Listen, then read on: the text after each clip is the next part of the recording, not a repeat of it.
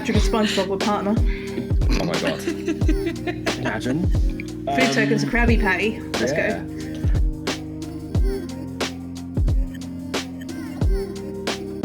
There is a point that you can tell when the American economy is in a decent state because the McRib is on sale, because that means pork prices have come down enough that they can actually bring them back. So there's not like McRib season, it's just, you know, McRib Biden economy. So that's when they can like, just make it work. They haven't been available. I think it was like a decade or something, maybe a bit longer, something like that. They haven't been like out for years. McDonald's sales have been down massively, so that's probably why they brought it back. Yeah. This They just got like one of the McDonald's cooks in the kitchen just playing with Play-Doh, but it's actually just pork and they're shoving into the Play-Doh mold. That's what it is. Still it. They're just like, they're pulling down just like a big green lever and then just a McRib just comes out. For meat. Well, this is a good start. This is probably top 10 for us, honestly. So yeah, we've definitely had worse. We've had way worse. We've had ones we had to cut because we were like, what was that? Or I've doxed you. Yeah. Let's be like, here's Adam's full name and address. Yeah. This is what all of Adam's family is called. Was an interesting one to edit out. I mean, the last one I didn't really have to edit it, but wow. Was that the email address? No, we've done that before. Yeah, that's standard. Accidentally opening the tab on the wrong account. Oh no, he's good at that now. He says logged into his personal account on show notes. I'm changing that right now. Right, shall we? Let's go. Pretty sure Ron starts snappy. Rolling in. It's snappy. Hello, welcome to episode 18. Always got to check because I always get it wrong. Of the Magic Castles podcast. We don't have a tagline yet, do we? I'm at a podcast. Hello, I'm Tom. Okay, this is Adam. Okay, Adam GCB. What are you laughing at? I just love how you're like, after 80 episodes, do we have a tagline? Like, no. I say that's becoming my tagline, isn't it? Yeah, just be like, what do we call? How do we describe our podcast? I feel like we should have a tagline, like, you know. The line that I always use was, "It is a magic comedy podcast that is barely about magic and barely funny enough to be described as comedy." Okay, we need to make it snappier. Yeah, that's what it's too long. The tagline should be longer than a podcast name. And we've got some guests today again. Hello, guests. Hello. Hello, Emma. How are you? Do you want to say hello and tell us who you are? Wrestling a cold at the moment, so I'm sorry if I sound very stuffy, like I've fallen in a well. But no, I'm Emma. I am the content editor for TCGPlayer. I'm also a co-host of another podcast called The Herald, which I believe there is some animosity. Yeah, we're in war. In certain at war with Commander game. Yeah, we're at war. Stand on something. Yeah. Okay. It was a Shatter Gang stream, so I was a drive-by. Oh, you're out now. And I was like, oh, okay, damn, we're at war. So that's how that happened. Yeah. Okay. Well, the Pauper format panel, which is a group of people who oversee the Pauper format. So we check like bans and make sure the Pauper format is all fine and dandy, which I hope it is right now. And that's about it. You and Tom can talk about Pauper at length whilst me and Kerri smile and nod. Okay. Tom was telling me about Kerri. Oh, yeah, well, sorry, Kerri. No, go on. What's it about? I'm really bad. Sorry, Kerri. Hello, Kerri. How's it going? Who are you? Tell us where you come from. Hello, I'm Kerri, ex-host of the Magic Castles podcast. I'm now a guest. I'm now a guest. If you don't know me, I'm a senior community manager for Vampire Survivors. New DLC out now. #ad. I am a casual Magic player. I mainly play Commander. I open packs on all of my social media and collect shiny cards and don't really know much about Magic, but I'm here to learn. Useful. Helpful. Thank you. This is a great start. This is like, again, like I said, top 10. Cool. Again, we've had worse, so don't worry. We've had fucking train wrecks. Welcome back to the podcast. Don't forget to like and subscribe. Please hit all the buttons, apart from the one that is a thumbs down or says, I don't want to follow this anymore. Don't hit those ones. Really help you us. can, but you've got to hit them twice. Yeah, that's the trick. We are now on Blue Sky. That's probably going to be our main text and static-based platform going forward.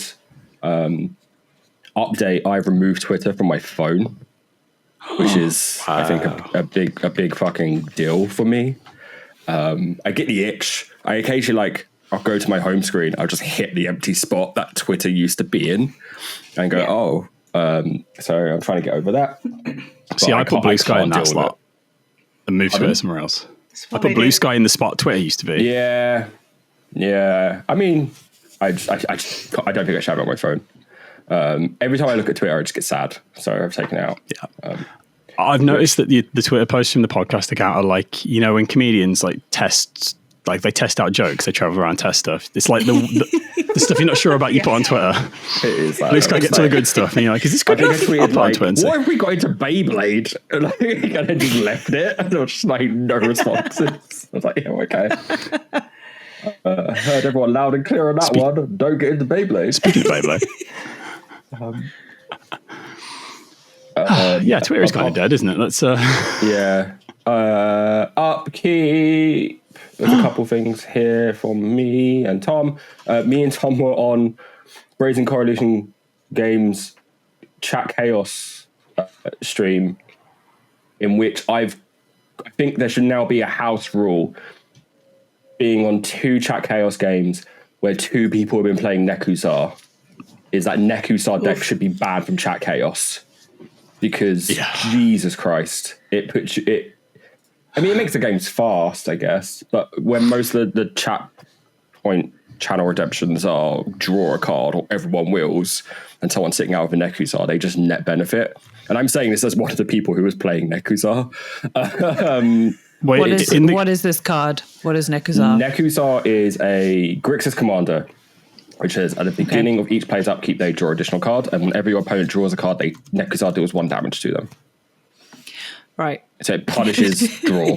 Okay. And then will effects are really good. So imagine Adam puts out Howling Mine, and then somebody does a Chat Chaos to give everyone a Howling Mine. And then Adam puts out a Cammy of the Butt Crack, and then Chat Chaos, everyone gets one of them.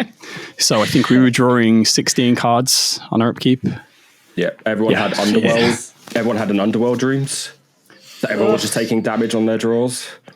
So there was one point where it was me versus Martin, the other co-host of the stream, and I was like, I'm just not going to cast anything because it makes more.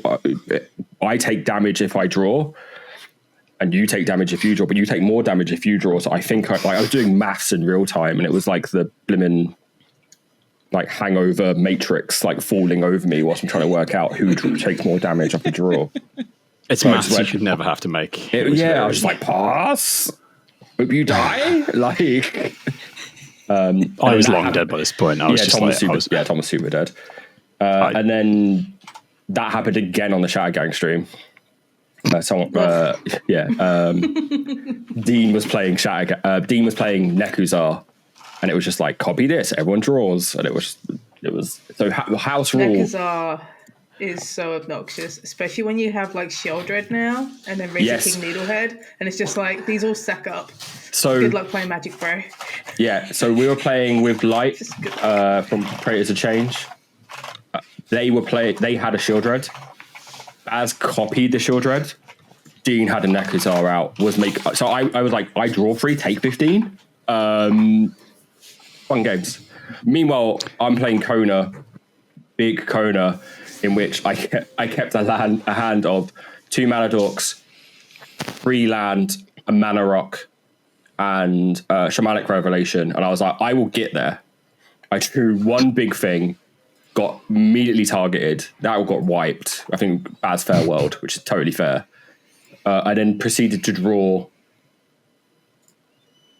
9 lands in a row The elf you pitch for 1 green mana and then 2 more lands and then just died. And I was like, this is a fun game.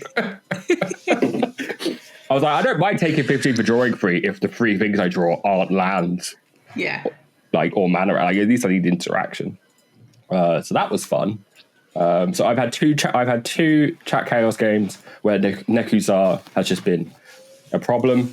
And that has been my entire interaction with Magic for the last 2 weeks since the last record. So, Tom, I hope you've had more fun than I have. Well, we have got another thing that we both did, which was we got festivals in a box. Festival in the boxes. I don't know what we call them. Festival. SpongeBob's looking after mine. MTG Superstar SpongeBob. Yeah. So that was fun. I bought mine because we've got a secret project coming up, and I was like, "Oh, let's get a box for it." I spoke to Adam. Adam's like, "Yeah, cool."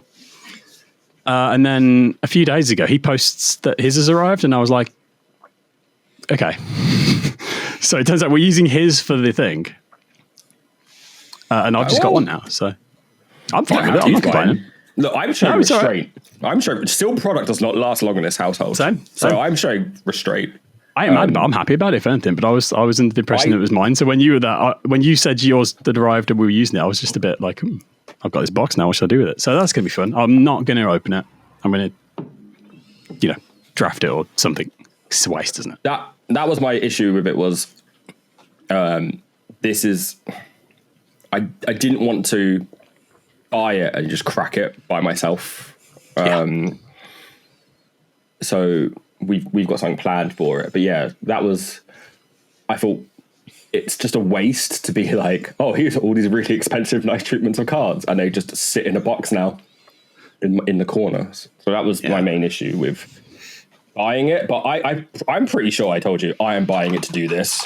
But maybe. I just got excited. Anyway, so that's cool. So we've got those. Other than that, I've been doing a lot of video editing, really. I've got really into After Effects. I really like that. Totally unrelated. But you'll see some of that coming up in our edits, I guess. And I built one of the new Jumpstart. I put 22 on the notes. That's not right. Jumpstart 25. The little jelly starfish guy, Plagon. He's in the Of the Coast pack. He's white, blue. Draw cards equal to the number of creatures you've got with power. Toughness greater than power, and he can make something do damage equal to its toughness, which is like my mono red deck. Yeah, but with 2 colors and blue. But the best thing about the card is that the art is a starfish riding a turtle. Have you seen what his hat is as well? His hat is a jellyfish. Awesome. His hat is a jellyfish. And it's shaped like a wizard hat. It's so good. You two have to realize that my chat with Tom has just been him sharing me bad cards for the last 2 weeks. And then just being like, check out this thing. And it's like a 0-8 before. And I'm like, Tom, like, this is nothing. Like, is single starfish in your list? Yes. Good. Yeah. It's like the flavor. OG starfish. There's a few nice flavor includes in that deck. But he's like, have you seen this 410 for 5? And I'm like, Tom, stop it. Like, there is some really good stuff I've shared with you. Counters. Yeah. Like, where is it? It's in the Discord. I found so. I won't go into it. There is some good jank that I found anyway. Not all bad jank. And I finally played my Pauper deck. I did it. Be proud of me, Emma. I played against Chris. We didn't sideboard because I'm still learning. He was playing Kuldotha, Mono Red, yeah. Which apparently is one of the bad matchups for Mono Blue Fairies. And I lost 2, won 1, lost 1, and then I kind of reeled it back in and played a bit more defensively and was like more reactive to like shut him down early. And I just stomped over him. It was great.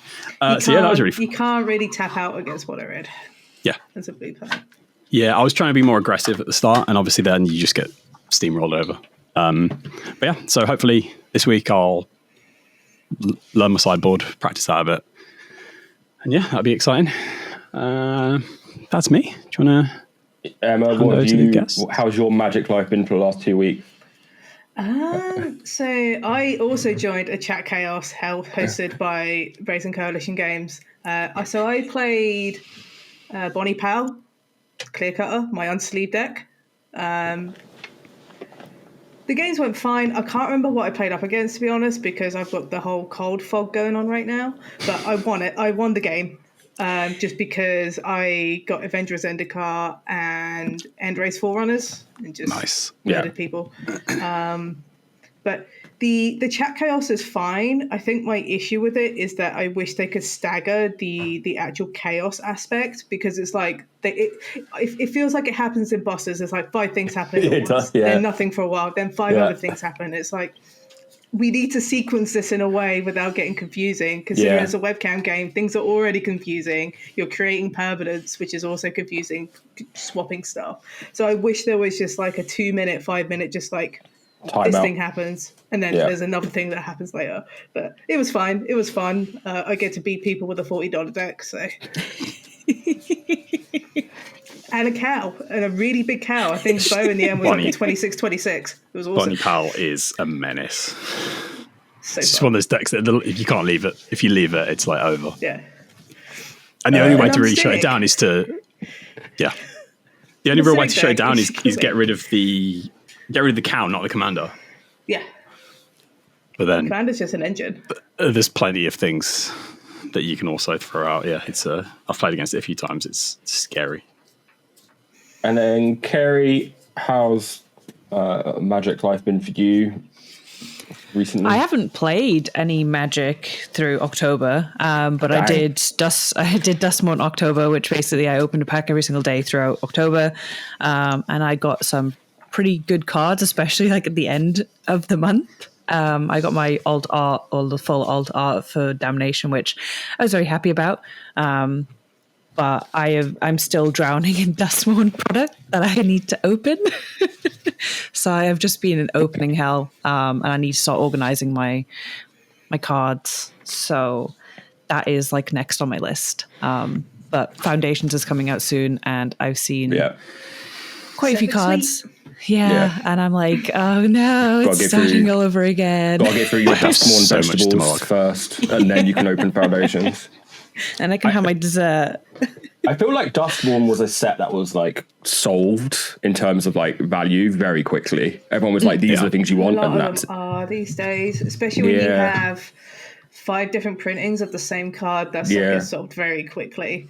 It's more solved now because the World Championships was last week, which was where all the Dustmore had a pretty good showing. So all the cards that did well that were from Dustmore are all now spiking because of that event. So things are starting to sell. And then Foundations, well, Robert, it's hard because Foundations is like the. I try to explain Foundations to someone. I said it's like not. It's like 3 core sets stacked in a not core set trench coat. Like it's the power level is just all over the place. Like there's some stuff where you're like, oh, this is just good like meat and vegetables for standard for the next like foreseeable future. And then it's just like, why is this card here for a new player? This is like really confusing, but we'll get into that in a minute. I've literally just put here gamer chat because no one's been playing Magic enough. So it's the season of releases. Yeah, I think that's the other thing as well, right? It's just, this is when like summer is when everyone's playing Magic because we're out and about, and then it's cold and dark outside at 3:00, and then we start just jamming video games. Have I talked about Inscription on this podcast, Tom? Oh no, it's so good though. Okay, I should have told you to play it sooner. Have you 2 played Inscription? No, but I've heard good things. Okay, it's incredible. You should both play Inscription. I'm not going to say go anything in blind. Go in completely blind. Don't look up anything. No, it is incredible. It's amazing. There are very few games this year. I think there's like maybe 1 or 2 more where I've stopped playing at like 11:30, which is way past my bedtime. And then I go to bed thinking about this game. I can't sleep because I'm thinking about this game. And I wake up and the first thing I do is not even eat breakfast. It's play this video game. I finished it in one sitting. It was like that. I couldn't. Hooks in me. Yeah, I couldn't stand all it. I wanted to do. It's so had good. to finish it. But what type of game is it though? That's important because okay, it's a card game. Does it have? Wait, does it have? Okay, does it have puzzles and stuff? It's a card game. Okay, well, I'm not good at card games. No. It's a very, you will be fine at it. It's a card game. Okay. It's very simple and it drip feeds everything really slowly. And there is some very light puzzle in it, but it's like if you've played a Pokemon game or a Zelda game or something, that kind of puzzle. It's not a card game. I hate I hate Zelda games, and I No, hate. it's not. Yeah, Tom is misselling it. Stop listening to him. Think of it like a puzzle in a Zelda dungeon. But it's probably not even that. I can't think of a good way of. I would say it is a card game. Yeah. Go play Inscription. It is on Game Pass. You have no excuse. It's great. It's legitimately. And I think Kerri, like you being now closer to like game dev due to your role, I think you would really appreciate it. It is great. Sure. Have you played the roguelike version yet, Adam? I'm on They that got it now. on Xbox. Yeah. Yes. I'm on chat. I've done 6 runs. Have you looked at the background, the ARG and stuff? Yes. You've watched all the videos about that? Yeah. I've done all that. Because they did this whole ARG where they had like geocaches and stuff around the world, and like people found this USB, and it's so cool. It's really, really cool. And it links into all the devs' old games. There's puzzles in it where they had to go back to games this guy released on itch like 8 years ago, and there was a reference in that game that they then used in this to it's crazy. He's been building up to it for we need to stop talking about this game. Like play Inscription. It's great. And then I've started Dragon Age, but not done it. I literally made my character look like my Baldur's Gate 3 character, which I still can't find a picture for, which isn't him with his ballsack hanging out. Yeah, I was going to say, I'm pretty sure you sent me a picture, but as soon as you said ballsack, I was like, yeah, it's probably good. It's the only picture I have of him is the sex scene with Lae'zel, where your character like stands up, and for some reason, like it's just full dong. Didn't we talked about this with these two last time, didn't we? I'm pretty sure we did when we talked about Baldur's Gate 3. And I made him. And I've made him in Dragon Age. And I literally started and I haven't played it since because I'm a straight white man. I've been playing Call of Duty. Did they have ball physics in Dragon Age? I don't know. Don't think so. I don't think they haven't do. seen any ball physics yet. Yeah, I haven't heard anything like that yet. Literally, so I've done like the body customization for him, and like the only max sliders are 100% glutes, 100% bulge. That's it. Like everything else is just like standard. He has your character has the body frame of an upside down wine glass. It's just like I'm interested in Dragon Age, like the new one, just because it looks cool and I see so many people talking about it, but I haven't played any of the previous ones. Same. Yeah, people like you can play. I can't remember what the last one was. People like you can play that, but then you don't really need to. And I was like, okay. Yeah, so Inquisition's really long. That's the main issue. Yeah. Inquisition was in that peak Assassin's Creed map big game development meta. So I would also in the big sort of like MMO must play with friends all the time deal as well, which just added a lot of bloat. There's so much bloat in that game. So I would think say which one I tried. Watch a story recap, and that Inquisition's the one that matters the most. 1 and 2 is more just like world backdrop setting at this point. So you can probably find like a Dragon Age story in 30 minutes YouTube video now. Yeah, I'm sure someone's done a TLDR considering how fanatic the fans are for that game. So yeah, and I the choices in that game were like not. This is probably sacrilege to Dragon Age fans. I don't feel like they were super impactful. They weren't not as impactful as Origins. Or like even like the later Mass Effects. So I wouldn't worry about it too much. And you can kind of make those choices again at the beginning of this.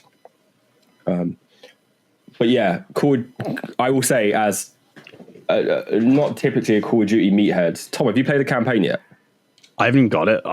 Okay. I don't know. It's on Game Pass, man. I don't have Game Pass. This is Kerri just shilling Vampire Survivors. I'm just shilling Game Pass. The campaign for this game, I don't know what a better way of selling it rather than my wife, who has no interest in shooters, is playing this campaign and is loving it. It's pretty cool. It is like full on spycraft. Does it carry on from the last one, the last COD? It carries on from Black Ops 5 loosely, very, very loose. Was that the last one? Cold War. Because it's Treyarch. Okay, so it's not the last one. The last one Modern that came Warfare out. 3, which is Okay, good, because terrible. God, that was awful. Modern Warfare 3 was terrible. No, this carries on from Cold War. Okay, cool. I might give it a go. Yeah, it's really fun. Like there's... I've been playing something. If you... Well, I'm not finished, so shut the fuck up. Go on, Kerri. Jeez. What I was He's gonna got say, that card gamer rage. Look. what I was gonna say was, like, it's set in the 90s. So one of the first missions you do is you like infiltrate a Bill Clinton presidential rally, which is really weird. Because at one point you're just pointing a gun at Bill Clinton. And you're just like, that man's still alive. This is really weird. Like, it's so strange. And then I was talking to people at work about this, which is, we are going to be alive when Call of Duty has to tackle 9/11. Like, there is going to be a 9/11 in a Call of Duty game in our lifetime. Like, like it is bizarre that like they've just ran out of material so quickly that they are now tackling things that we are dealing with. Like, you know, they're approaching from either end, aren't they? Like, they're approaching from the 90s, and then the future ones are coming in, and they're just gonna get there at the middle. And it's so weird. But yeah, like this one's all about like Saddam Hussein and Bill Clinton. I'm like, these people were alive very recently or are still alive. It's very strange to be like, you know, let's throw a zombies B story plotline in this like very serious video game with Bill Clinton in it. It's like, I saw this on the news as a child. What the hell? Yeah, exactly. Like, yeah, it's really strange. It's so weird. But yeah, the campaign, like the way it's laid out is actually quite interesting. It's a lot of like, not like semi-open worldness and like choices you can do. And like, there's very, at the beginning anyway, I think I'm like 2 missions towards the end, so it might fall on its ass. But a lot of it is like not just shooting non-white people in the face and being like, hoorah, America, which is different for Call of Duty. Now, Tom, I think Treyarch tends to do quite well with Call of Duty, I think. So yeah, they do. Cold War was also quite fun. Cold War was like the 80s. Yeah, I enjoy Cold War stuff, which was like going through an 80s mall and just shooting like Russians. Always fun. Speaking of Russians, is it mine will be quick carried out where you can talk about Vampire Survivors? I've played Zero Cyber. It's like Stalker. If you've ever played that, but it's top-down pixels, and it's like these adorable little cute pixel guys, and you're running around like a nuclear fallout, like wasteland, shooting ghouls and bandits, and it's just really fun. It's just come out on 1.0. Yeah, it's good fun. Little indie game. Really good. That's me. Well, it's my turn. Let's talk about Vampire Survivors. I'm so excited for this DLC. I'm so excited. So yeah, Vampire Survivors just brought out. We had the Ode to Castlevania, kind of come full circle. Obviously, there's a lot of inspiration taken from Castlevania when the game was originally made. It is a huge DLC. It's pretty much an expansion. Like it's big. I can't say all the numbers, but 20 plus characters, 40 plus weapons, 30 plus music tracks, a gigantic stage, which is a lot bigger than people think it is. And it's just had like overwhelmingly like positive reactions from people. And it's like £3. Yeah, £2.99, but you can also get it on sale at the moment. Crazy. But yeah, it is big. It is big, and I have played it for like a while now. Obviously, been playtesting and stuff, but it's nice to see everyone's reactions to it. And even if you don't know much from Castlevania, you probably know some characters, or if you've seen like the Netflix show, you'll know some characters. But it's been a lot of fun working on that for the past few months, and now it's out, and I can finally talk about it. So yeah, go pick it up. It's very cheap. I've had to put off getting it because every time I get a Vampire Survivors DLC, I will sit and I will complete it. And I know this one's going to take a while. Because like the Among Us one, I didn't think I was going to like. It's insane. The Conjure one I knew I was going to like, and it's really good. But yeah, I love Castlevania. So I'm just emailing Ponkel's marketing department our PayPal address so you can pay for this. That'll be me getting that email. My line manager just gets back after he's off next week. But he'll get back to me like, what? It's fine. Jill, just delete the email for me. Not an ad. Emma, Dragon Age, I'm guessing. Yeah, I played about 8 hours so far. It's good. I don't want to say too much, obviously, because people wanting to play it / haven't started it yet. It's good. I will say it's catered towards newer players rather than franchise players. I think it's a good way of putting it. Combat's great. Looks great. Character creation is surprisingly detailed. Yeah, like unnecessarily detailed, I feel. But good. I have some... The head thing really threw me off. Yeah. The head thing? Okay. Do you know So the character creation is very similar to The Sims, I think, is a good way of putting it. 'Cause it's EA, so I imagine they just took The Sims formula and put it into Dragon Age. Right. So people have big heads.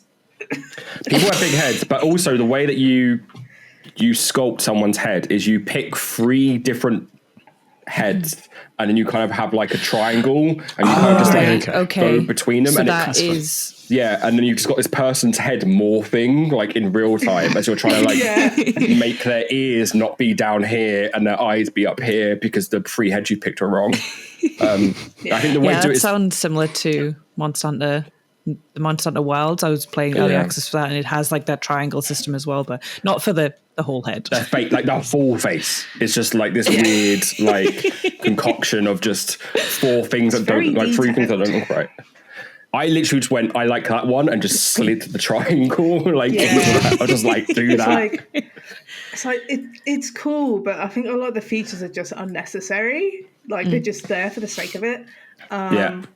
The game itself is good so far. The combat's great. It looks great. The world building's great. Some of the writing and some of the like dialogue is a bit ropey. Yeah.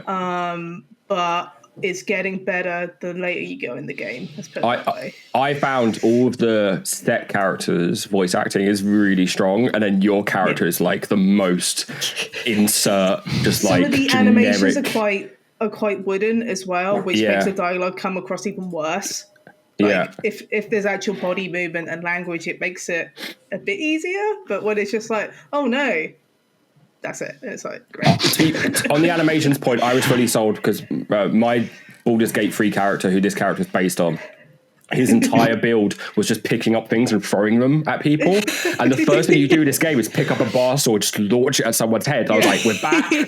Like, this is perfect. We're so back. I'm so happy. It's good so far. I'm enjoying it, but it's a lot different from previous Dragon Ages. It's for a new audience because it's been 10 years since the last one. So they have to. So I was trying to think.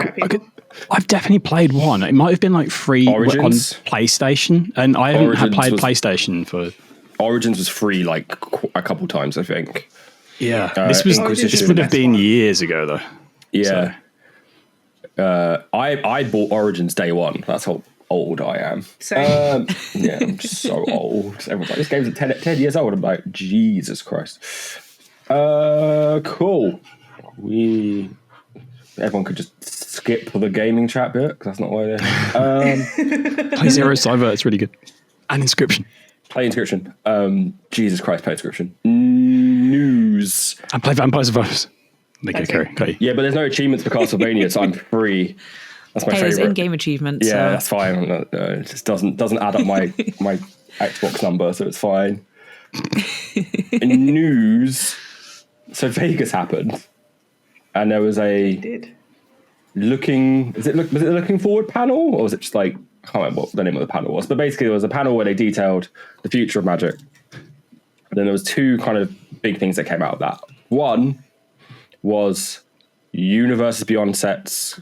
There's going to be Universes Beyond sets that move into standard rotation and constructed formats going forward. And I think they said 2 a year. I can't remember. Or half. There's 3 next year.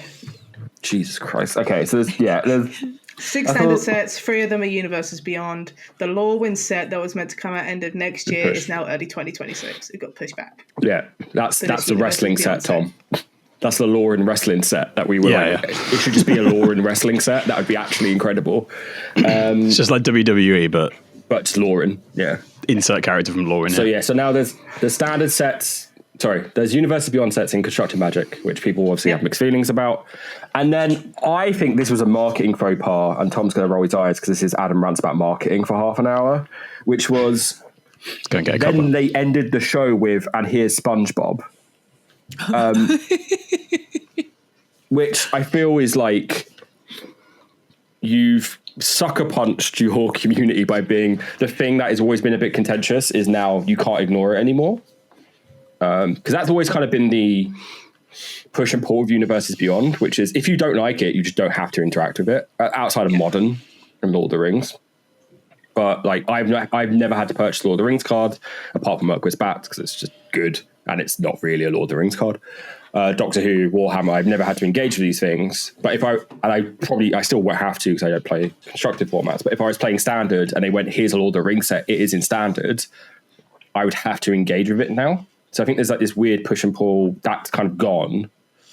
So I can understand why people are upset. And then because they didn't give any detail about the type of sets that would be in these constructed formats. And they went, by the way, SpongeBob, everyone's gone, there's kind of been this like sucker punch and then just like a quick stab of like a penknife. And by the way, here's SpongeBob as well. It's just rubbing a little extra salt in the wind, in an open wind. And that's why you keep seeing SpongeBob in people's images of like, oh, Magic's Constructed's now fucked. When it's like, SpongeBob is not a constructed set. Exactly. That's just a separate drop. That's just going to be. But it's being like conflated. A super drop. Yeah, but it's being conflated, right? Because people were like, you said this, didn't give us anything to go off on, and then suddenly SpongeBob's here. It is just a secret layer, right? I've missed something. Yeah, it's a secret layer. It's just a secret layer. Yeah, it's a full drop. Which I'm very excited about. Purely because it's dumb, and I think that's what the Universes Beyond crossovers like that should be, which is dumb drops that if Tom's like, I'm not interested in this, he doesn't have to engage with it in any way, shape, or form. And I also think until Adam pulls out a SpongeBob deck. Yeah, but also I'll get SpongeBob cards. I love SpongeBob, man. Yeah, I know. Here's an example. As a strawman, not as much as you. I know. I love SpongeBob, but even then, even if I pull out my SpongeBob, that sounds wrong. Pull out your Patrick. Get your Patrick out. Patrick and SpongeBob would partner. Oh my god! Imagine. 3 seconds, Krabby Patty. Let's go. So even if I'm playing a SpongeBob deck, I feel like that doesn't really impact the other players in the pod. Being someone who is not interested in Doctor Who, not interested in Lord of the Rings, and people playing those cards, because Magic now prints so much, you're just like, I trust what you're doing. This card has words on it. Just do whatever. Like, I don't really mind. So there's not too... I don't think that's too much of a problem. However, now that it's in Standard, like, I can see it being a problem. So I didn't watch all of that. I was kind of getting drip fed stuff from Twitter. Why have they decided to put... Did they explain why they wanted to put it into Standard and stuff now? Insert the Mr. Krabs, I like money. That is part of it. Wizards are much better at designing Standard cards than they are Modern cards. And haven't they just like completely ruined Standard format over the past few years? No, that's Modern. No, Standard's been okay. Oh, Modern, okay. Standard's been pretty good. Modern's not been so great because there's always like a handful of cards with every Modern Horizons, Lord of the Rings set that is just... change the texture of the format, and they're clearly too powerful. Like, the One Ring should be banned, in my opinion, in Modern. That card is garrulously too good. It's in 50% of decks that are winning tournaments now, right? Yeah. Or top 8s. Wizards have a lot more experience designing Standard sets, so it makes sense for them to do this, because that means more people will play with the cards on a casual level, because they want to get people into Standard, rather than, here's this busted... insert Marvel card here that's just going to make everything miserable. Also, with the release of Foundations, that actually frees up room in Wizards' release calendar to not have this Foundation set every year. They can put something else in there instead, like Universes Beyond or an In Magic set. But I imagine it is driven by money. Like, to be honest, like, why wouldn't it's also marketing, right? Like, if all of your competitive, like the Pro Tour is a marketing vehicle, and it's these are the cards that you need to be competitive, and if your main cash cow is sitting outside of that, like, it kind of makes sense. If I'm a Hasbro exec and I don't care, I'm going, well, the thing that you're making the most money isn't actually being directly marketed, and you're probably missing a massive section of like this audience. Also, it probably makes it better from a collaborative standpoint, because it's like, we can get in a collaboration with Marvel, for example, and your cards won't be in this backdoor format, like this other format. It will be in standard where everyone can play it. You will see it on a live stream, and we can put that into a highlight reel for you and all this kind of stuff. Yeah. It is. I think it's better promotion for their brand as well. Yeah, and I also think on the design aspect, you can say, I wonder if the volume of the SpongeBob Street Fighter style drops dies down, because I mean it won't, money, but in a hypothetical world that could die down because you're now making 300 card sets of these franchises each, like 3 times a year. So that volume increases there, and then hope maybe the volume of, shiny secret layers drops. I don't think it will, personally. It's like very curious. I was talking to my partner, and he's ex Yu-Gi-Oh player, and he was kind of like saying, like, it's interesting to watch how Wizards are going, because he's only been playing for a while, and he played Yu-Gi-Oh for a long time. He's kind of like, the power creep is kind of like following what Yu-Gi-Oh did, and a lot of people fell out of love with Yu-Gi-Oh because of everything that happened. He's like saying stuff like the art from like Foundations and Jumpstart, like you could put those on a Yu-Gi-Oh card and you wouldn't be able to tell the difference. And I think Wizards have realized that, like, hey, Japanese art and like Japanese artists are like, they sell, and people want those specific types of like anime cards, which is interesting because I'm also a sucker for those types of stuff. But it's interesting to watch as a new player, because I'm just sat here like, hee cards, but everyone else, like, everything else is on fire behind me. I think it's fine. I think it is a massive overreaction. I think it's one of those things where like once it's in the system, you'll see how bad or how good it can be. And the other thing here is, if it impacts bottom line, they will 180 on this so fast. Like, I don't think it's a long-term permanent thing. I don't think it can be. I think it's a short-term thing, and when I say short-term, like 5 years. I don't think it can be long. I don't think they have the partnership and licenses to be doing all draftable sets. I mean, I know Marvel's like a multi-year deal. Marvel's multi-year. I think Lord of the Rings is going to be multi-year as well. I wouldn't be surprised if that comes back. But you do run out of premium IPs that you can't touch Disney because they have Lorcana. Yeah. You can't touch Star Wars because that's its own game. Yeah. And also owned by Disney. Yeah. So, I mean, they like Final Fantasy has its own TCG, and they managed to get their hands on that. So it would be interesting to see if anything like that happens in the future. Like, again, Final Fantasy TCG isn't popular. It didn't really do well. Nope. It's still going, but it's kind of like in its corner, like a dusty little corner where a few people are playing it. But obviously Lorcana has gone absolutely nuts, and obviously aimed at kids, but older people also play it. So it'll be interesting to see what they actually do in Disney the future. Do own Marvel. So yeah, but they've said that Marvel won't touch Lorcana before. Yeah. So it's a bit of a weird one. But I could see, maybe like Star Wars, maybe in 2 years, if Star Wars Unlimited doesn't pan out, you start seeing Star Wars cards. Seems to be pretty good. I mean, I think the only reason Star Wars Unlimited would not pan out is Fantasy Flight Games just closes it, like they've done with every other thing everything else in the past. Yeah, like. It's very let's end it. It's very ironic that the company that trademarked Living Card Game kills them so quickly. Yeah, right.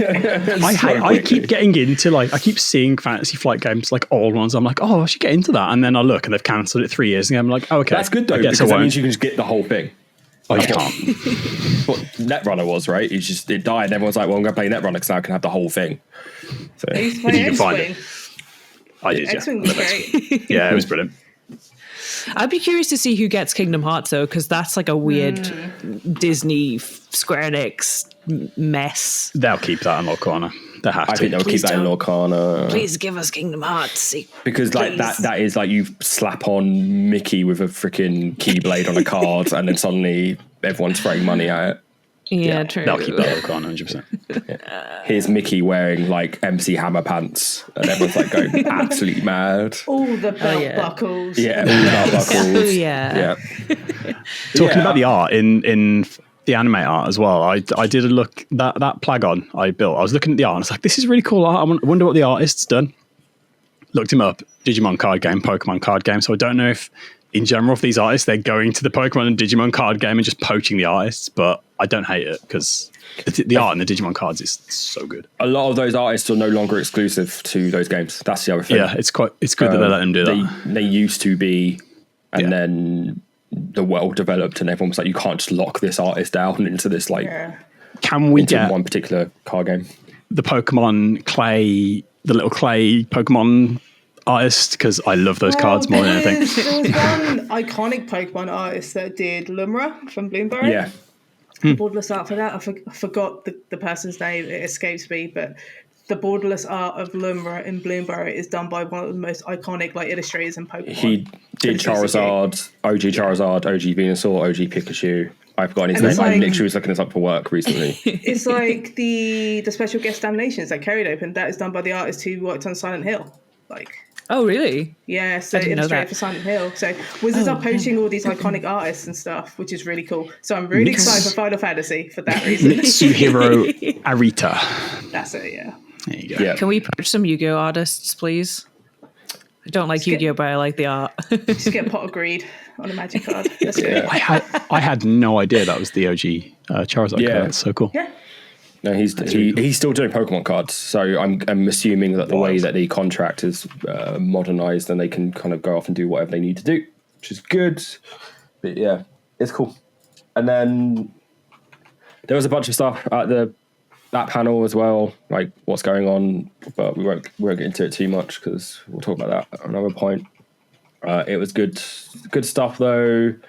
There was a lot of Vorthos lore stuff, which I think was interesting. How they spoke about the Edge of Eternities, not actually being the multiverse. Tom is just glazing over. No, that's the space set, right? Yeah, so the space set is not a claim. Yeah, it's the outside of the planet. It's like in D&D, it's the I can't remember what it is. The astral plane. Spelljammer. Yeah. No, it's outside of the astral plane. Oh, okay. Outside of the planes, there's goo. Yes, and that's where Spelljammer ships go. I'm OG D&D. That was my jam back in the day. Yeah, it's outside the blind alternities, basically. So it's not something that can be planeswalked or omen pathed to, I guess. But Tezzeret can drive a cool spaceship. I'm so excited. It's going to be interesting. There's one thing I wanted to quickly ask. It's about when they were mentioning stuff. Well, I don't think they actually mentioned on the panel, but it was on the website about the damage stuff. When you're dealing damage.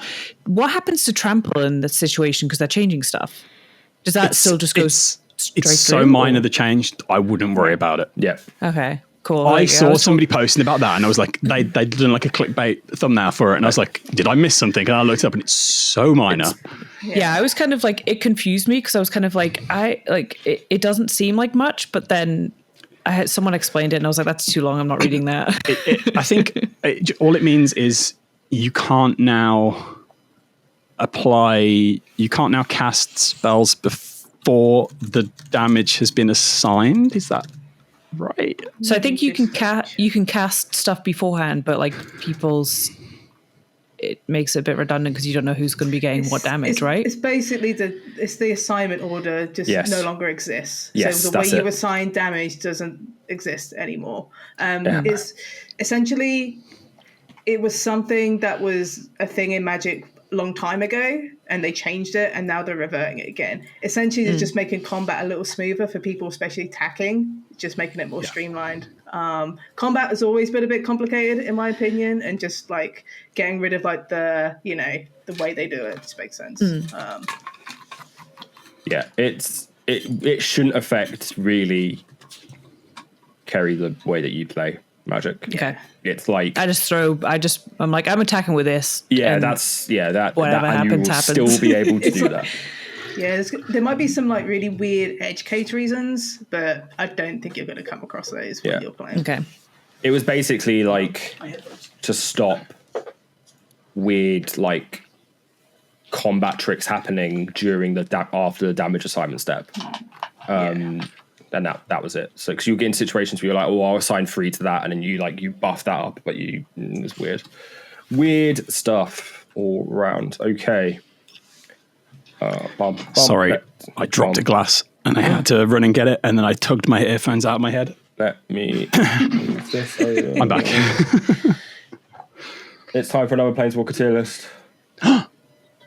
I can't remember what one it is because I'm really bad. Ranking Planeswalkers by how likely they are to get kicked out of an anime convention. Yeah, that's that one. Okay. How The likely? downside is I don't know people's names, so I'm just going to be going off what they look I like. will But call I am them also. out and give Vibes. you some spiel. Can you zoom in on their faces too? No. This is. Okay, well, I don't know who's who. Wait, that's the wrong window. One sec. So Kaya's definitely likely to get kicked out. There we go. Because she's a hunter. Yeah. Yeah, she's going to be hunting all the furries down. It is. And the spirits. Awkward. Yeah, Kaya's an S. Ajani is not going to be thrown out. Johnny's going No, in with a fairy, so he's a fairy. allowed. Yeah, he's fine. He's opposite. Sorin is a 1,000-year-old man at a convention full of 18-year-old girls. So that is an S. Hey, I mean that's pretty normal. That's pretty normal. Yeah, and it shouldn't be. I love how when we do these, we always go in with the A and we get the top 2 done. Yeah, and then, Off the we bat. try and work out. It's you set the kind of measuring You need to sticks. set the right? parameters. Yeah. I always forget her name. That's Alan Cord. Arlen Cord is a friend of the furries. She's a werewolf. Yeah, it's a D. Hear me out. Garruk, big lovable idiot jock man.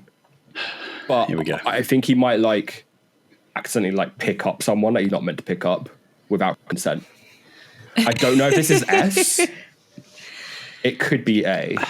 I would say A. think it's A. We can leave these, right? Yeah. Yeah, S is we'll just move like around. S is like you're you get to the doors and you're immediately Yeah, just S is not allowed you in. are banned forever. No. Yeah, their pictures are on the wall. Don't let these people in. Yeah. S is like the police have been informed. That is Why is we're Sorin acting now. Because he's 1,000 years old and this convention is for 18-year-old Yeah, girls. but you got to realize that people love vampires. Yeah, I think true. sorry. There is an age gap that I am not comfortable with at all with Sorin. I think Nicol Bolas would also be allowed in because he's a scaly, so people would That's love true. to see Okay. that. I think that logic means that Angrath as well. Angramp. So Cura as well. Yeah, so all the furries and scalies are clear. Is Ugin a scaly? He's a spirit. He's a dead. He's a dead scaly. He's a dead. Could he even get in? That is a good point. I think him and Nicol Bolas would be able to fit in technically. Tamio's a furry. It's a lot of furries in Magic. It's a lot for yeah. Quint Magic is incredibly furry coded. Quintoris? would be Yeah, fine anyway. Yeah, you're cool. I mean, you'd be fine anyway, even if you weren't. Yeah. What's it's not scaly. It's like Kerri? What is an elephant furry term? I have no idea. I just know furries and scalies, man. Leathery? Right. Have we got all the Family? easy ones done? That's the easy ones, right? So I would. Okay, so Is there's another one. Vraska a scaly? That's what I was thinking. Vraska, ooh. Snaky. Yeah, you're probably fine. I don't know, but Vraska's a little bit. She turns everyone to stone. Yeah. I think Vraska is She would not be able problematic- to get kicked out because she would turn everyone to stone by looking at them. So, Yeah. but she'd be So a she's an problem. S, right? Because she's I barred. think she's a problematic scaly. Yeah, I'd say she's like a B or an A. Like a B. I think a B. Problematic scaly. Problematic. We've scaly. also They have them. got Oko would immediately be allowed in because everyone would see him and be like, Everyone yeah, would see Scylla. them. But I think Oko would cause too much of a fuss because And he's that's Tybalt. so. He would be like he's- he would be like a con guest who doesn't Yeah. have any security, and then they cause a fire hazard, so they have to escort him out of the building. I think He'd be one of those guys who's outside with a photographer and then a big crowd around them. I think Like Well, doing like his Japan shoot. conventions. Yeah, a yeah. potential fire hazard, and he keeps getting hit by guests like yaoi paddles, and that's a problem. So I think we hang around C, just because. Sarkon, fan of the Scalies. D, forgot about you. There you go. Yeah, but he he's- loves dragons. He loves Does dragons. he love him? He Scaly loves as him a well. bit too much, I think. Yeah, loves maybe dragons. he might cause some problems for the cosplayers. That's true. Fanatic. B. Actually, you changed my mind. Friend of What about friend of Metal the Man? furries. I forget his name. Khan. That's right. Khan. Yeah. Oh, Khan. No. Tezzeret is the one with cybernetic butthole. You know this Yeah. time. He's got, you know. Cybernetically enhanced butthole. Khan. I feel like Khan might break some things. but also that would be a sick. Well, we've seen the cosplay from Max. So. He's got that big, the big cosplayer vibes. He's blocking up hallways. He is taking up a lot of space. Yeah. He's allowed in, but also needs a lot of space. So he's a bit of a. He's taking up a lot of space. He needs a guide. Yeah. He does. I feel like Domri's one of those like annoying fucking cosplayers that just goes around like heckling people and like trying to get a rise out of people for content. I think Domri would take photos without consent. True. Yeah. Okay, Domri's nice. Just get that vibe from him, man. Yeah. Hey, I don't know much about Domri, but I'm assuming he's one of those annoying. Is he a kid? He's just like an annoying kid. Dead kid. Yeah. Okay. He's also super dead. R.I.P. Domri. Well, so is Tamio.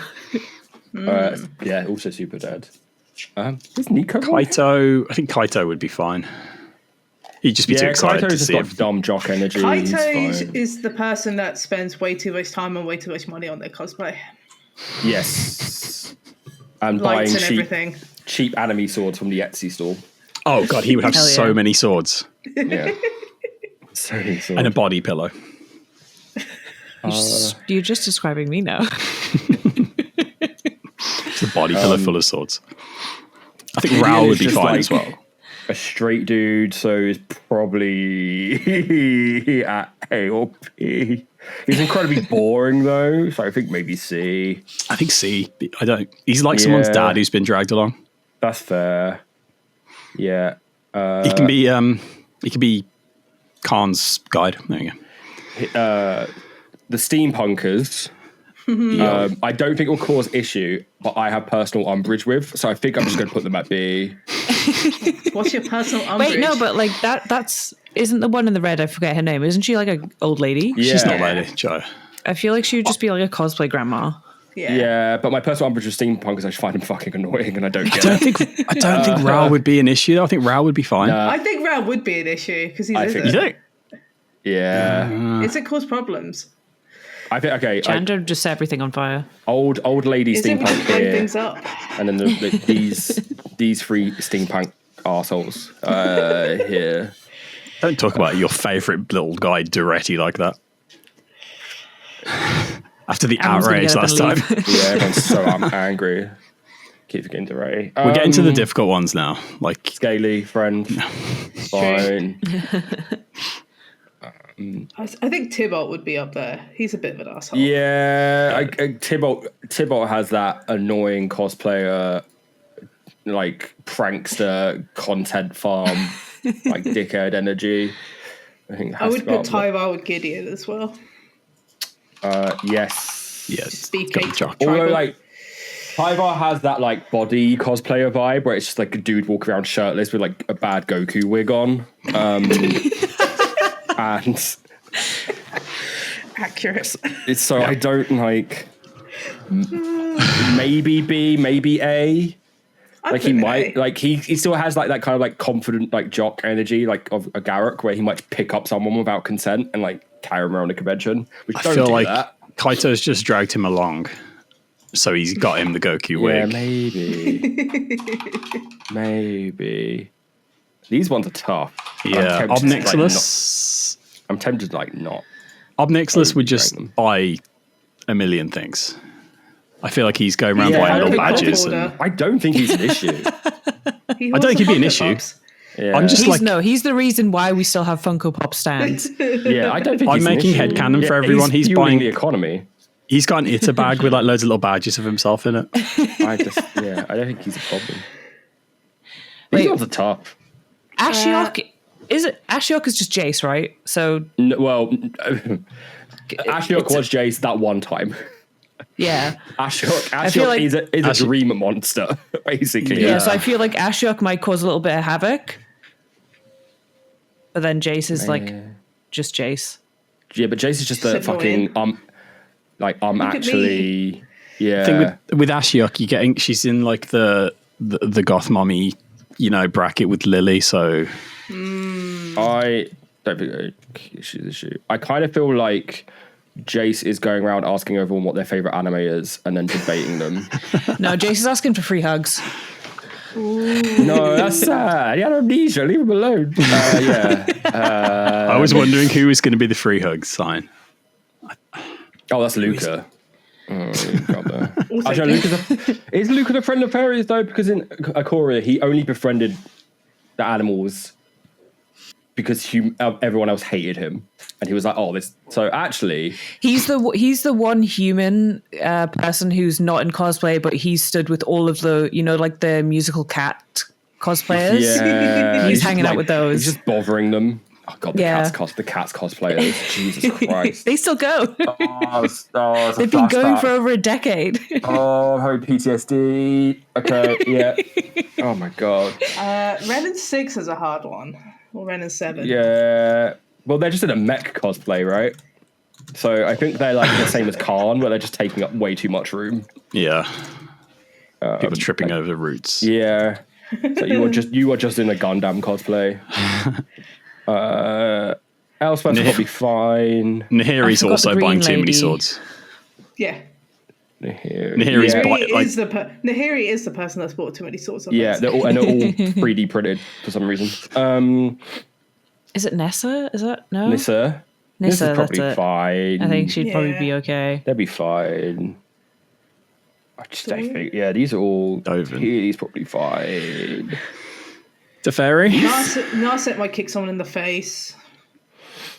Narset's like doing spin kicks for photos and like hitting like a toddler behind her, just like knocking them straight out. Oh my god!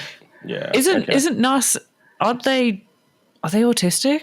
I forget if it's in the law or not. Yeah. So they're kicking people in the face by accident. They don't realize they have no spatial awareness. She's just like going around the corner and doing like a flying kick, and there's like just a toddler I believe strolling that past. Narset is canon. It's like when they get too into the cosplay. Yeah, she's really into it. Teferi's fine. Lily is probably okay. I think she would be really angry at everybody. People would be coming up for asking for photos, and she'd be getting really miffed. So you're saying pretentious cosplay girl? Yeah. Yeah, 100%. I'm kind of getting that vibe. Yeah, I think. Cosplay influencer. She's not causing a problem, unprovoked. She's being provoked into getting aggressive. If you're not a notorious photographer, she's asking for money to take a picture. Yeah. She's got a sign that says like a charge, how much for a photo. Koff is probably fine. Tezera, it's a skeezy motherfucker. So much slander for my boy. B, maybe A. He's got that cool hand. I just don't know why.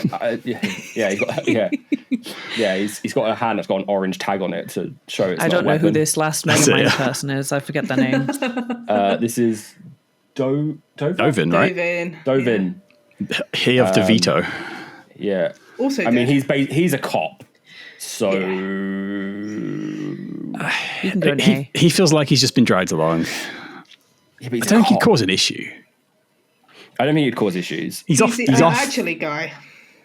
He isn't actually. He's the Star Wars actually guy. Yeah, I think so. Okay. He's telling it to the kid who got drop kicked by NASA. This is our tier list of Planeswalkers ranked by how likely they are to get kicked out of an anime con.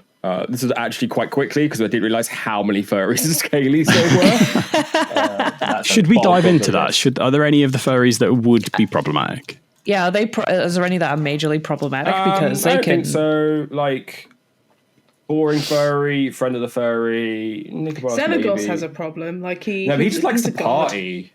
He's a god. Xenagos just likes to party. Maybe a C. I'm happy with that. Yeah, I don't think there's any that I'm like, no. I dramatically want to move or shift around. Healy would be like helping people fix things, Yeah. Like buttons have fallen off. She's just like... She's the one with the 3D printer. That's it. Yeah. She's got a 3D around. She is a walking 3D printer. Just making more swords for Nahiri. Yeah. There's nothing here that I'm dramatically against moving up or down. Same. I think this is good. There you go, official. Ship it off to Wizards. Yeah, here you go. My favourite thing is whenever I open up Tier Maker, the last ranking is there, and I have to remember what I was. I'm like, what the fuck was this? We are moving over to the Sicko Zone Hall of Fame. 1 second. I'm not ready. I am terrible at my job. Are you logged into the right account? Nope. Make sure you do that first. I am now. Thank you. Like, why can't I edit this?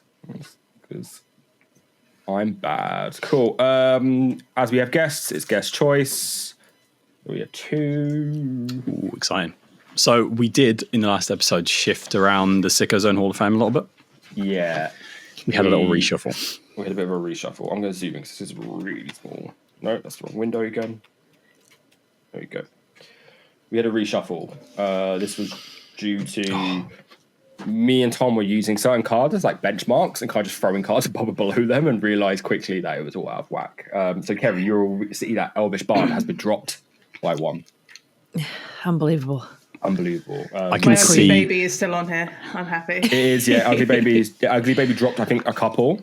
Nothing's gone off the list. This is the list. Yeah, Every card's still the list here. will always the point of the list is to grow and be a thing that is an absolute nightmare to manage. That is the plan. We had certain cards. Like, I think it was Sorrow's Path was really low.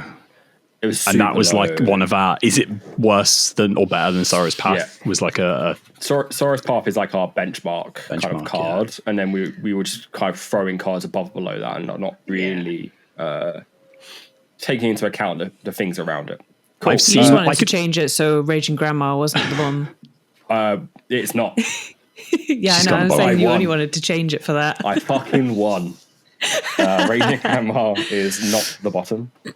I'm just saying, I know both of these cards on the tabs, and they're both incredible. So very good work from both of you. They're both very, very good. So Kerri has submitted Frog Tongue. I love Frog it. Tongue is a 1 mana enchantment aura. When Frog Tongue enters, draw a card, and enchanted creature has reach. This, I'm guessing, is fully for the art. Based on the fact this effect is good. And also the flavor tech quote. I just spotted it on an Instagram reel, and I was like, I love this. I love the little mallet as well. Oh yeah, hell. Why is there a mallet? I hadn't even seen that. It just reminds me. It reminds me of a Flick from Bugs Life, Yeah. but macho. Why is he so ripped? Why is he shredded? Also, the guy in the background. So jacked. The guy in the background looks like an extra from like a 90s episode of like Voltron or something, you know, like a really like you'd put looks some like kind of a- anime tape in and it would be on. Like He looks like an extra from Attack on Titan. And he's got, looks like he should be chasing Speed Racer or something, like, you know, like he's got like vintage anime look. And he's licking a jacked bug. Why is he so? I play this card in a deck, and I've never noticed how jacked the bug is. I've never noticed the hammer. so jacked. Uncomfortably jacked. Yeah. He's absolutely yoked. So this is like, the art is pushing weird tones. Also, like the tongue is like attached in like a weird way, like to the mouth. It's Look, like, back then they didn't know how to do anatomy. Okay. yeah, it's. You say back then, Nobody it's like knew how tongues 97. work back then. Okay. Frog Tongue. I don't think it's weirder than Soros Path. Tom. Yeah, the effect is quite good. The effect's too good. Also, the artist is one of my favorites. Yeah, for Frog Phil. Tongue. I love that guy, Phil Fogg. Oh man, yeah, incredible.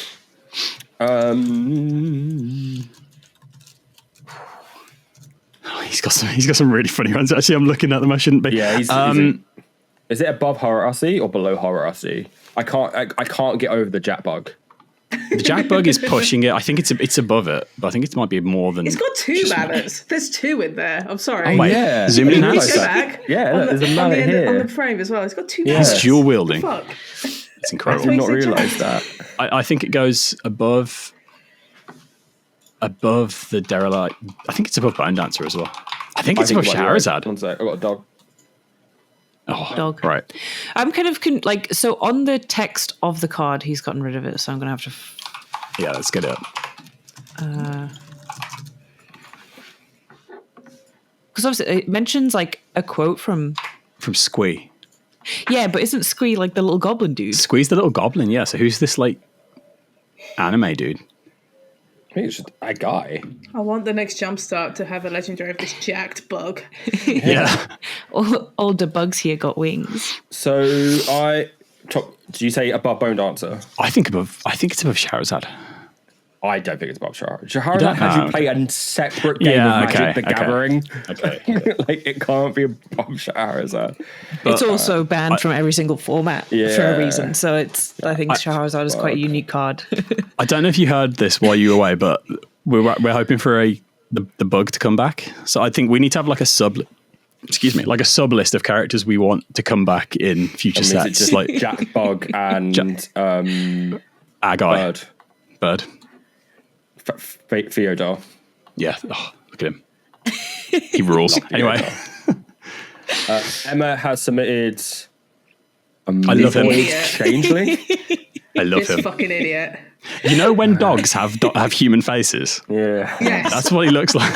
So a Me Boy Changeling is a 1 in the blue for a creature shapeshifter that has Changeling. So this card is every creature type. Tap, target creature gains all creature types until end of turn. Tap, target creature loses all creature types until end of turn. It is a 1/1. It is an idiot. So uncomfortable to look at. Yeah, I love it. Yeah. I'm pretty sure we've all made this expression when we've had existential dread. Oh yeah, 100%. It is me just waking up every morning, to be honest. An everything blob. He's And, great. and you become part of the blob. Like, one of your creatures becomes a blob. Just turn angry baby into a blob. Yeah. Merge them together. Give the angry baby that face. It's just the eyes on it that make me uncomfortable. I think it's the length of the mouth. Sure. The mouth is like so long in proportion to like the rest of its face. Yeah. So it's just like this really like long, sad mouth. It's like drooping all over the place. I don't think it's weirder than Sorrow's Path. Which is We still use Sorrow's Path as the Sorrow's Path benchmark, baby. Would you think it's weirder than Sentinel? I don't think it's... Is it weirder than Sentinel? I don't think so. Is it above Old Man? I think it's below Old Man, above Anger, baby. Below Old Man, because Old Man has the mention of Old Man, which I still love. Yeah. The fact that they refers to the card as Old Man. Old Man. Yes. You may choose not to untap Old Man. So I think... Any old man. Yeah, Not just the any Old class, Man. Just any old man. Just untap an Old Man. I think above Anger, personally. Yeah. I think it's because a Me Boy Changeling has... Let me see the face again. There we go. I need to make it has the transparent art of that. Yeah, it has the art plus the ability, which is either incredible or absolutely useless. So I think like that swingy nature of it is quite funny. So I think I've run it in 2 decks. Of course you do. So I personally think is above Anger. When I was building Plagon, so many cards from the Sicko Zone Hall of Fame came up in my searches, and I was so tempted. That should tell you a lot, Tom. I almost put in the assassin, the Merfolk assassin. Your favorite? My favorite, yeah. He's my focus assassin. Cool. So our 2 new entries. Me Boy Changeling is at number 13, and Frog Tongue Jackbug is at 16. Our top 5 currently are Camouflage 30th anniversary. I've been talking for too long. Amulet of Quads, number 2. Elvish Bard Alliance's Art, number 3. Temerian Fiends, number 4. And then Chains of Mephistopheles at number 5. This podcast has just been me learning how to pronounce Mephistopheles over weeks and weeks and weeks. You've got there, That's though. pretty impressive, to be honest. Yeah, I've got there. I've got pretty good at it now. Now you've just got to learn how to do the card real fast. Yeah, I'll break out the flowchart. The flowchart. Did you know only 30% of you are subscribed? That's fucked up. You should subscribe, like, and follow us on social media. Everything you do really helps. We will put out more content. We will threaten to put out more content until you do so. Adam will threaten to start playing Beyblades if you don't subscribe. I will keep talking about Beyblades until you subscribe. I almost bought some Beyblades the other day. They didn't have the arena. I need the arena. If I go into Tesco next and the arena's there, that's it. I'll talk to you off the episode. There's a reason. Yeah, okay. We'll chat about Beyblades afterwards. The real Beyblade heads out there know what I'm talking about, but I'll say thank you to our guests for joining us. Emma, where can people find you? Best place to find me now is on the bluest of skies because Twitter is terrible. Yeah. It's Emma Partlow. Just find me on there. There's a link tree attached to that account as well, which will have all my content. I'm trying to use less of Twitter. I have to use it for work sometimes, so it's this really weird sort of like I need to use it for work, but I also don't want to because it's bad. Mood. And Kerri, where can people find go with the magic go, Emma, finish. I just have to go where the magic news is, which is Twitter. Yeah, unfortunately. I do think this wave, Kerri, you can talk to me. I'm sorry. I do think this wave of Blue Sky has been the most impactful of Magic people moving over. Yeah. So I think like eventually we'll get there. Maybe if like Elon, commits World War 3, maybe we'll get there. We'll get emigrated. Yeah, I'm sure we'll have more issues. Kerri, where people find you? I am on all social media at Bad Mana Fluence. Again, all my social media tend to have a link, which has a link to all my other social media.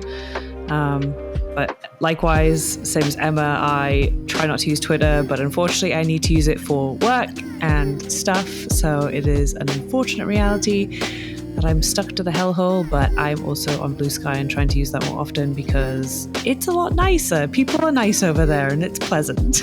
This is a podcast where Freefall's entire professional career is we're quite good at Twitter, and now it's like shit. Yeah.